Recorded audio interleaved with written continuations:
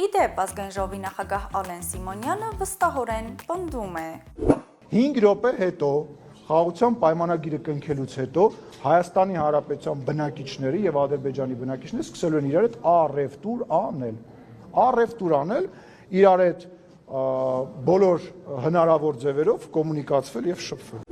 Թվում է ամեն ինչ պատրաստ է եւ մնում է միայն ստորագրել պայմանագիրն ու բարեկամանալ, սակայն